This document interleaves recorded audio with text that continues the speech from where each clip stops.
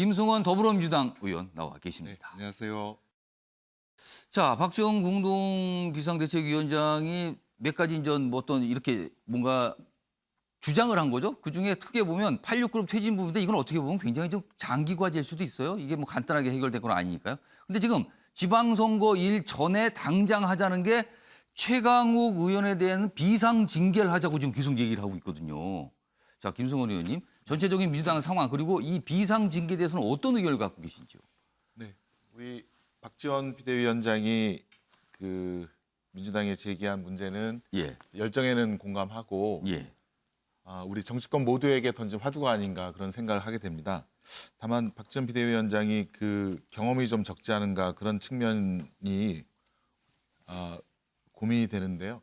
우선 저희가 대선 전에 예, 저희 민주당 내에서는 정치개혁 정당 쇄신 혁신위원회를 구성해서 예, 당 대표 또 이재명 후보와 함께 586 용태론에 버금가는 예, 삼선 의원들 동일 지역구 초과 동일 지역 출마 금지, 선임 예, 그다음에 청년들이 정치에 쉽게 진출할 수 있는 청년 공천 비율 상향이라든가 선거 비용을 절약해 주는 그런 법안들과 정책들을 굉장히 세밀하게 세세하게 정해서 발표하고 공약을 했는데 예, 그래서 중요한 것은 이것은 입법과 또 민주당의 당원 당규로 거기에 담아서 제도적으로 시스템화해서 진행될 일이지 예, 비대위원장 어느 한 분의 목소리에 의해서 진행되는 것은 아까 오창석 위원께서 말씀하셨듯이 예. 그럼 그 기준이 뭐냐 그거에 대한 또 논란이 있을 수밖에 없거든요. 그러니까 389로 용태론 등등 관련된 이슈는 이제 그렇게 진행된다는 게 당의 상황이라는 건데요. 그러면 네. 최강욱 의원 거는 어떻게 보십니까? 그래서 그런 점을 좀 박지원 비대위원장에서 살펴주셨으면 좋겠고 예, 최강욱 의원 거는 사실은 이것도 행위 책임주의 원칙이라고 하는 우리 근대 형사법 그리고 예. 징계법에 반하는 사실은 그런 일이 될 수도 있습니다. 아, 행위자는 이렇게 얘기를 했는데 예, 듣는 자가 이렇게 듣고 오해를 아. 한 다음에 그에 대한 피해를 주장했기 때문에 행위자에 대한 책임을 져야 된다라고 하는 건데 이거는 근대사법에서는 있을 수 없는 그런 일이고요. 예, 행위자의 행위에 대한 책임을 지는 것이 맞기 때문에 정확한 사실관계 확정 그리고 그에 대한 평가가 이루어지기 때문에 이거는 6월 1일 전과 후를 기준으로 따질 게 아니라 예. 사실관계가 뭐고 억울한 점은 없는지를 아. 정확히 따지는 것이 우선이라고 이렇게 생각이 됩니다. 위기감이 커진 이재명 후보. 그렇습니다. 인천 계양을은 원래 송영길 전 대표가 서울시장 출마하기 전에 이제 의원을 하던 곳이거든요. 5선을 거기서 했어요. 5선을. 그러니까 어떻게 보면 민주당의 텃밭이라고 볼 수 있는데 거기에서도 지금 굉장히 좀 어렵다는 거예요. 지지율상으로 보면. 그러자 타 지역 인사에 SOS를 하려고 한다. 다른 지역 도움 드리려 했는데 지지율 접전에 지원 요청 검토. 그러니까 원래 이재명 후보가 계양을에 출마한 거는 출마 선언할 때 본인도 여기서 승리하고 다른 지역 선거도 승리하고 그리고 지방선거 이끌겠습니다라고 한 거 아니에요. 지금 민주당의 지방선거를 총괄하고 있거든요. 지금 자리가. 그런데 지금 이 출마한 지역이 어려워졌다는 거예요. 그러니까 다른 곳에 다른 분한테 도움을 요청하려 한다. 이런 분위기가 있다는 겁니다. 김승원 의원께 질문 드릴게요. 오늘 굉장히 답변하시기 어려운 주제가 계속 나오고 있는데 진짜 좀 계양을 정말 지금 힘든 상황입니까? 어떻습니까 지금 분위기가? 계양을은 이제 후보와 후보 간의 싸움이 아니라 당과 당 간의 싸움이 된 듯이 당대 당 싸움으로 가고 있다 지금. 계양을에 지금 권성동 원내대표, 이준석 당대표뿐만 아니라 국민의힘 예결위, 국토위, 환노위 간사들이 총 출동해서 어제 다 가서 회의를 했죠 거기서. 계양에다가 무지막지한 예산을 쏟아붓겠다라는 그런 공약을 하면서 당대당 대결로 흐르고 있는. 그리고 이준석 것으로. 대표는 여기서 선거운동을 하고 있어요 지금. 그렇습니다. 이 선거운동원입니다 지금. 네네. 그래서 이재명 후보 입장에서는 물론 전국 선거도 관리해야겠지만 국민의힘 모든 대표단이 여기 계양으로 올라와서 선거운동을 하고 있으니 민주당도 힘을 모아달라고 하는 그런 요청을 충분히 드릴 수 있다라고 보고요.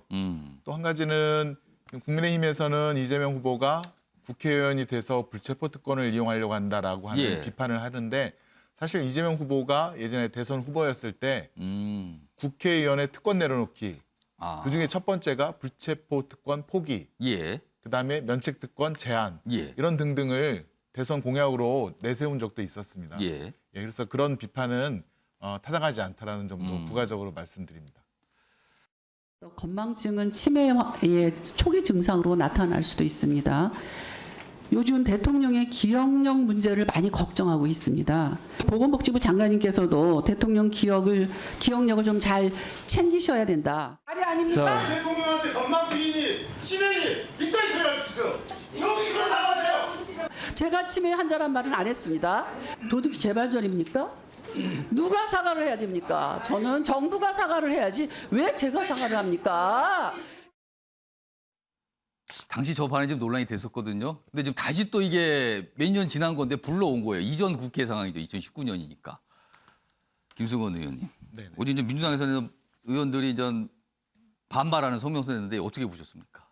네, 아무튼 윤석열 대통령께서 원래 이제 인선이 서울대 50대 남성, 예, 서우남이라고 해서 비판을 받았다가 이번에 세 분 여성 장관을 이제 선임하신 거는 좋은데 또 후보로 추천하는 좋은데 저희들 입장에서는 또 너무 즉흥적이라는 생각과 함께 민주당에 대한 자꾸 자극을 하는 거 아니냐 그런 생각을 하게 됩니다. 왜냐하면 군사기밀을 누설한 분을 청와대 안보실장으로 안보 1차장으로 임명한다든가 또 증거 조작해서 억울한 누명을 씌운 사람을 공직기강 비서관. 그거에 대한 논란이 좀 있죠 지금요. 예, 또 경북대 백원장으로 재직 시 이제 자녀들을 의대로 편입시킨 또 이번에는 치매 막말 논란에 휩싸인 분을 그래서 자꾸 이제 윤석열 대통령께서는 통합의 정치를 하시겠다고 했는데 민주당 입장에서는 자꾸 싸움을 거시는 거 아닌가. 그런 생각이 들 정도로 자꾸 자극을 하고 그래서 그거에 대한 되게 아쉬움이 있고요. 아무튼 이제 후보자로 오셨으니까 저 막말뿐만 아니라 능력까지 꼼꼼하게 저희는 검증할 그런 자세가 되어 있습니다. 자, 보상 조치 없는 임금 피크제는 위법이다. 대법원의 판결이에요. 이게 뭐 1심, 2심에서 이제 최종 확정이 된 건데 임금은 삭감했는데 정년 연장이나 업무가 줄어드는 게 없으면 이거는 문제다. 그땐 차별이다. 이렇게 판결한 겁니다.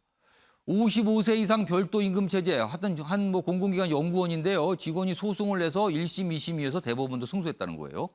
근데 사업장별로 적용되는 고령자 임금 피크제 위법성 여부 판단 기준을 제시했다는 의미가 있다는 겁니다. 다음 보겠습니다. 근데 반응을 좀 남고 있죠. 다음은요. 혼선 커진 임금 피크제 재개 이렇게 하면 관련된 줄 소송 이어질 것 같다. 이런 거죠. 근데 기업별로 지금 적용 현황 뭐 여러 가지 상황이 좀 다르다는 거예요. 근데 판결도 일부라고만 했지만 이게 노사 간의 어떤 대립이 될 수도 있고 소송이 계속 이어질 수 있다. 뭐 이런 겁니다. 이 얘기 좀 해보죠.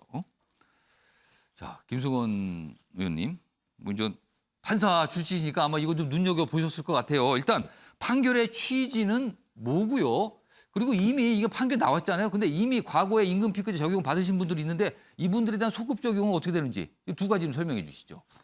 네, 이번 대법원 판결은 그 정년의 연장 없이 그 어느 일정 나이가 되면 임금은 깎이면서 또 동시에 업무는 그대로 유지되거나 더 업무의 강도가 높아지는 경우에 임금을 깎은 것은 부당하지 않느냐. 그런 원고 측에 손을 들어준 판결로. 그럼 반대해서 해석하면 정년이 좀 줄어들고 업무가 줄어들면 괜찮다는 뜻이 되는 겁니까? 그거는? 그거에 대한 판단은 없지만 합리적인 기준을 이번에 대법원에서 제기를 했는데요. 어떤 조건을 제시했다는 거네요. 예, 그렇습니다. 그러면. 그래서 정년이 연장되면서 임금이 줄어드는 사건에 대한 판결은 아직 안 나왔습니다. 그래서 그거에 대한 판결은 기다려봐야 될 텐데 마치 저희 2010년 전후에 있었던 그 통상임금 산입 범위에 대한 그 정말 수많은 소송이 있었고 대법원 확정 판결에 나오기까지 거의 10년이 걸렸는데요. 이 점에 대해서는 빨리 우리 윤석열 대통령 정부가 서로 이제 여야 그러네요. 노사 이거는 뭔가 좀 정리를 좀 할 필요가 있네요. 사회적 타협을 좀 해야 될 그런 시급한 이슈가 아닌가 싶습니다. 소급 적용 문제는 어떻습니까? 소급 적용 문제는 이번 대법원 판결에 의하면 그럼 그와 비슷한 조건에서 임금이 깎인 분들은 다 소송을 제기할 수 있을 것으로 이미 그런 게 다 지나서 보입니다. 정년까지 맞으신 분들도 소송을 제기할 가능성이 있는 거예요, 그러면? 예, 그렇습니다. 예, 그렇게 보입니다. 예. 그러니까 재계가 지금 이거 줄 소송 걱정이다 이런 반응이 나오는 거군요. 네.